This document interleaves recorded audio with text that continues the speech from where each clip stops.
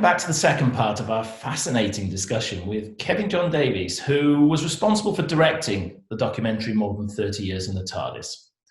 In part one, Kevin revealed how he pitched for the work, planned it, and sort of more or less cast it. But there's one answer we still don't have yet. I'm going to pick it back up from there. So, Kevin, I think casting was probably quite important for you then, with the idea of the little boy running through the narrative. How did you go about that? Well, it was time was really of the essence, and there was lots going on, lots of things to prepare.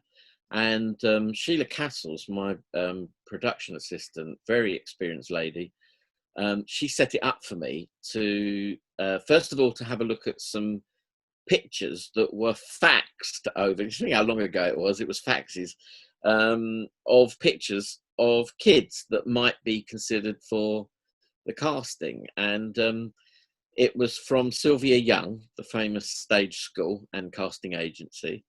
And then I looked at various pictures and I said, I'd like to see this one, that one and the other, just from their pictures.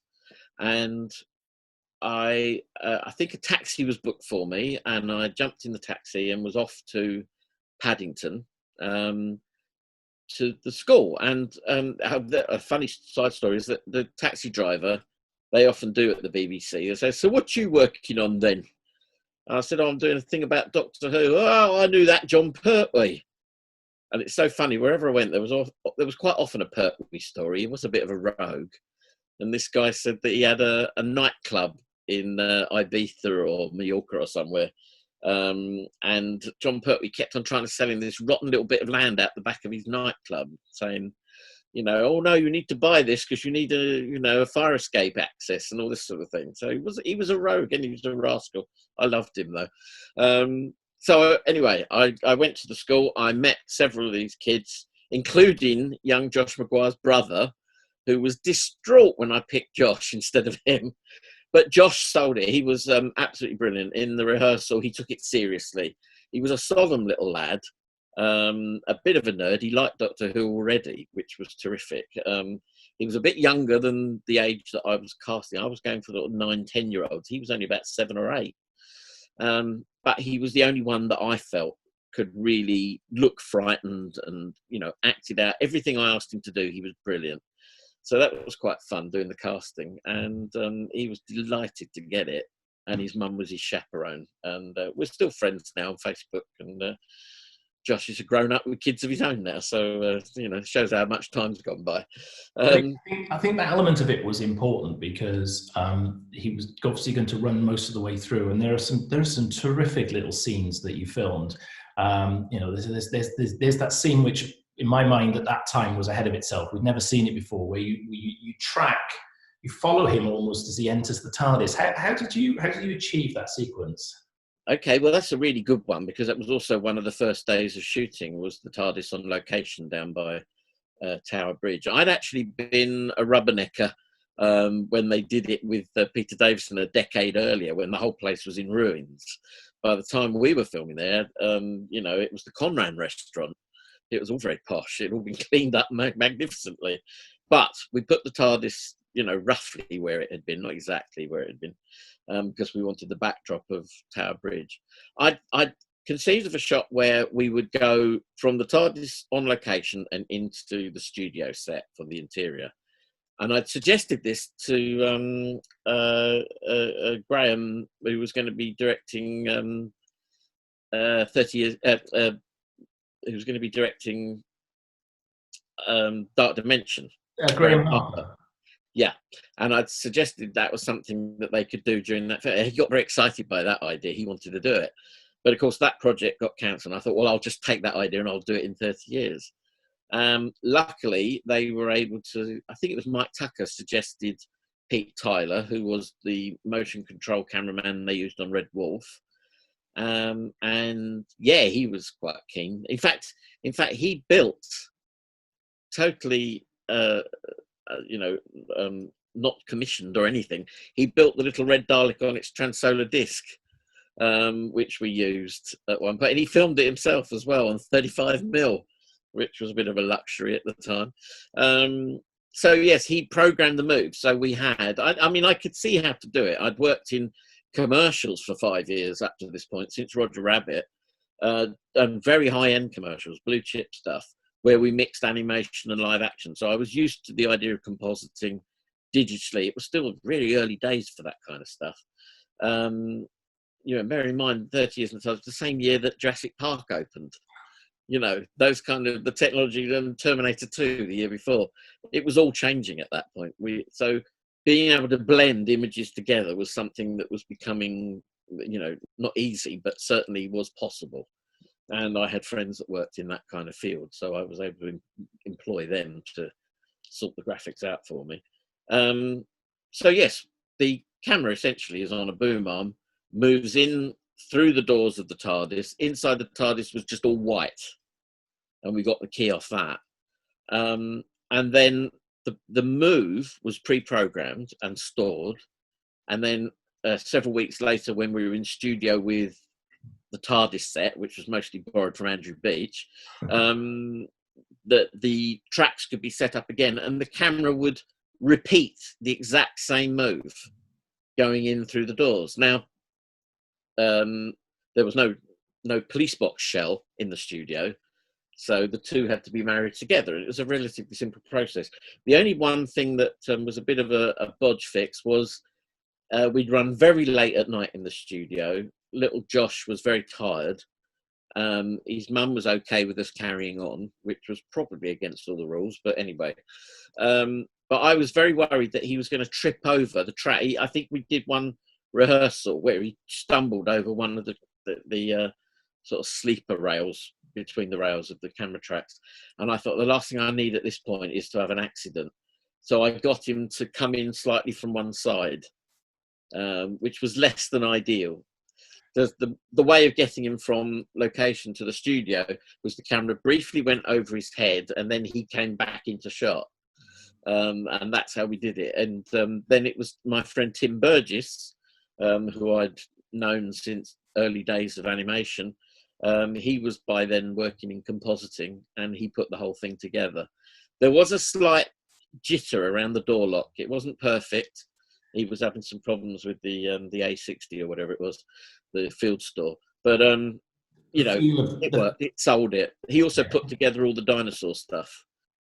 But the feel of the effect was good enough, and you know, the impression was very good. And of course, they did it wonderfully years later with was it Clara rode the motorbike into the TARDIS? That was great. I loved it. So yeah, they did it eventually. Yeah, you were definitely ahead of yourself there on that. There's also a lovely little scene, and I think it's possibly because of Liz is on our mind very much more at the moment. But of course, yeah. You've got that little scene where Josh is cuddling up to Liz on the settee, and it's just so lovely. And you've used him to great effect throughout the whole piece, really. So it was a diamond piece of casting. There's no two ways around that. He was a good little lad. And also, it was very funny when my mum watched the broadcast. She said, "Did you cast that little boy because he looked like you?" And I hadn't thought about it, but it must have been a subconscious thing, because I had the same haircut and everything. I think I was quite a solemn, difficult looking at me now, but you know, solemn little skinny little kid. And yeah, I can see it when I look back at old school pictures and things. Oh my God, yes, it is Josh, isn't it? You know, it's quite funny. If you meet Josh nowadays, he's a bit of a geezer. He won't be admitting it then necessarily, no. Well, it turned out he didn't keep up his Doctor Who fan thing, because he came to a Fantom Films event, didn't he? We were reunited, which was lovely. And he pointed over, there was a sort of squishy plush toy of K9. And he went, "Oh, yeah, I remember the dog." He didn't know what it was called. So, yeah, he's not a dyed-in-the-wall fan, but he... So you've already said you've taken Daleks up Downing Street, and of course you took the opportunity, you've already mentioned it briefly, but you took the opportunity to recreate, for me, I'm a Dalek geek, I think that's reasonably obvious, but you took the opportunity to recreate that scene on Westminster Bridge where you've got the sort of Daleks coming across. Is that something you had in your mind initially? Is it something that just happened, or is it just an opportunity you took? Well, I was an amateur filmmaker since about 76 or something, and in about 78 I was helping out on a now legendary and quite terrible Ocean in the Sky, which was the most elaborate fan film of its day, which included doing some filming of a Dalek on Westminster Bridge. Sadly, the film jammed. We never got the film out. All that exists are a few photographs now. But it was a chance to do that again, only do it properly with the BBC. You know, I was very much involved, all the fan press and the professional sort of cult television things like TV Zone, SFX, and no, not SFX. They weren't around then. What was the other one? Starburst, and anyway. And then we had a proper press call. So the so-called gentlemen of the press arrived on the bridge on that day when we were filming, and I did have to have permits this time, which was a whole other nightmare in itself. Sheila Castle steered me through that one. We just happened to pick the weekend that County Hall was sold to the Japanese, and so we had to write to the Shiriyama Corporation to ask their permission to be on the embankment. Mad. And also, you've got two different councils at each end of the bridge and two different police forces. Westminster has its own police force. So you have to have all these letters in place of permissions to do it. And one of the things I was told strictly, no stopping the traffic. Even at that time on a morning, Sunday morning. I chose Sunday mornings for each of them, including St. Paul's, you know, to get it so it was quiet. Nowadays, it wouldn't be quiet at any time, would it? You know, it's a 24-hour city now. But it was still fairly quiet on a Sunday morning in Westminster. So I was very careful to shoot what we could do in the time that we had. And then I had the interview with Verity to do. And the press wanted to put the Daleks all over the bridge, right across the traffic. So I went to the policeman that had sort of casually sauntered up and was keeping an eye on us. I said, listen, I just want you to know that I represent the BBC crew. We are finished. Anything that the press want to do, that's up to them. But the BBC are done, okay? And he said, yeah, that's fine.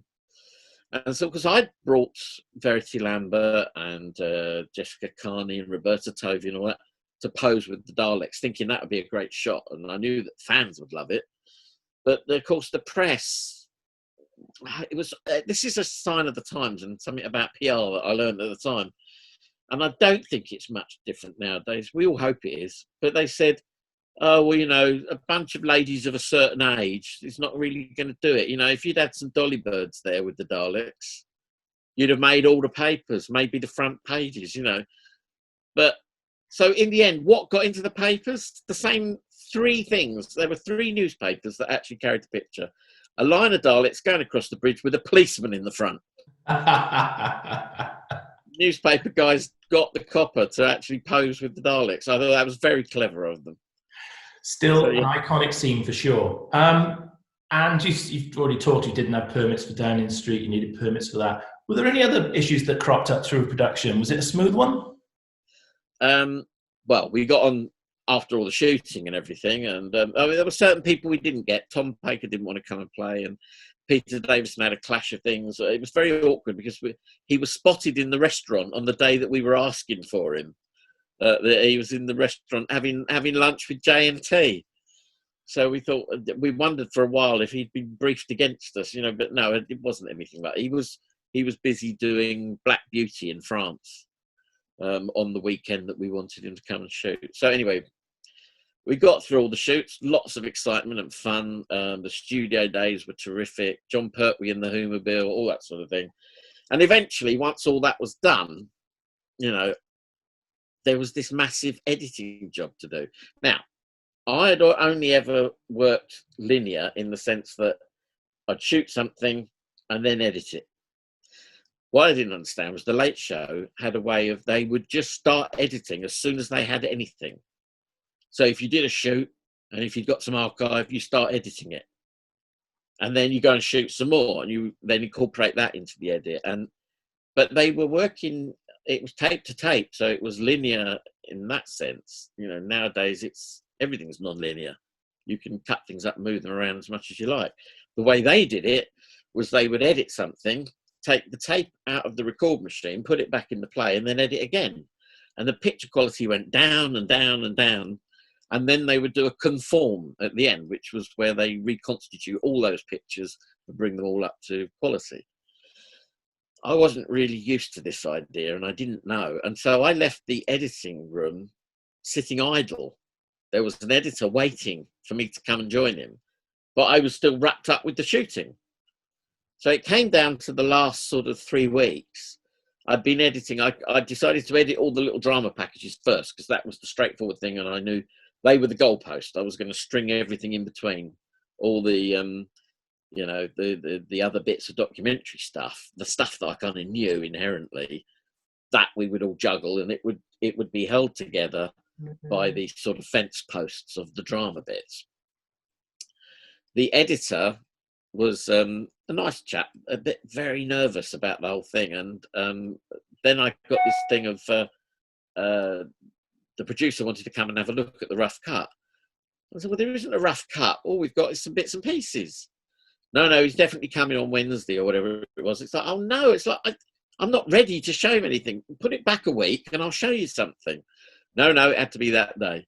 So he came, and I sat through this awkward and embarrassing screening where there were the drama bits that didn't have Mark's wonderful music yet, that just seemed odd bits of, me playing at Doctor Who, which is what it was. And there was none of the meat in the sandwich. And so we'd cut together something very quickly and roughly that didn't quite flow. And I could see that it was all there. I just needed more time. But that was the day that the shutters came down. The producer brought on the heavy hand and brought in 2 more producers to work with me, who kind of took over. John Bush was the producer who had been assigned to look after me. I never saw him. He was never there through weeks of shooting and everything. He was off swanning about elsewhere, doing something else. He'd pop in occasionally, have a good look and then swan off again. I didn't really take to him, I have to say. I didn't get on with him that well. So he was then under the thumb of the exec saying, right, you better sort this mess out. We had 2 weeks till transmission. And suddenly it was all hands on deck. It was all these people editing bits and bobs. The very, very lovely and great fun Caroline Wright was brought in with her editor, Linda Featherstone. And they were a shining ray of hope in the midst of all this nightmare that I was undergoing, because they just made it fun. They cut together like the fashion sequence and violence and things.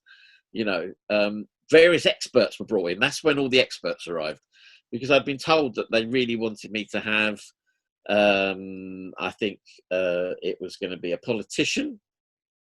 I got King Livingstone. It was all sorts. It was, you want a pop star, and you want a fashion expert, and you want a scientist to talk about time travel. And then they brought in Mary Whitehouse, which I was delighted about, because I would have loved to have had Mary Whitehouse involved, but at the time it didn't seem relevant to the program I was trying to make. So suddenly there was all these extra interviews. I think Ben Aronovich came in, Philip Hinchcliffe, who I hadn't been able to get at the time we wanted to do it, but they got him. And this was all suddenly thrown together at the last minute. So the program that made it on air was this weird mishmash of some of what I was trying to do and a lot of Late Show. I mean, Larry Turner was one of their regulars. Stephen Bailey, who was the design guru from the Design Museum, and also was he was one of the guys involved in the Millennium Dome, I think, and famously he withdrew when he looked, and that looked like a mess. When he came into the studio, I thought, design guru, he's going to be good, very smart and all that. He came with his tie all askew and his collar sticking out. I sat him down and smartened him up. He said he admitted he didn't know anything about Doctor Who. He hadn't watched it since William Hartnell's day. So I fed him some stuff after we waffled aimlessly for a bit. I then interviewed him about, I said, well, look, tell me about the Cybermen, because they went through lots of design changes. Did they? He said. So I had to spell it out for him. And then he told it back to me like he just thought of it. And of course, that's the only bit that made the cut. It's always the way, though, that the things that you don't quite expect are going to end up in there are in there. So obviously they've come along. I mean, the finished product is there's a lot of what you wanted in there. Are you happy with the finished product? I'm happy with more than 30 years in the TARDIS. It was always planned because I'd been introduced to John Whiston through the BBC video department, and they'd said, "Don't worry, whatever you're going to do, we'll do an extended version next year on VHS." So all the way through the nightmares of the producers taking over, from my point of view, I knew that it's going to be okay. Next year we'll fix it. But of course, then what happened was David Jackson left BBC Video for personal reasons. He had a family crisis at the Christmas. And so I found myself round about the Easter time having to pitch all over again to make more than 30 years. But, they gave me a small budget. I had an edit suite set up at home, and I finally put together the program that I'd really wanted to do. And to be fair, that's the one that we've all seen. It's the one that's had the most exposure, and I think it's the one that we all know, we've grown up with, we remember. So for me, lots of people come up and they ask me to sign video covers and things, and they tell me that 30 years was important to them in the same way that the Lively Arts in 1977 was hugely important to me. So I get it. I understand. I'm very grateful for John Whiston giving me that chance. When everything had calmed down after the edit, he then asked me to do the Unit 5-minuter, the recruiting film, which I had a lot of fun with and was a much easier project. So, yeah, I look back on it with huge fondness, and I'm grateful that so many other people do as well. It's been absolutely lovely talking to you today, Kevin.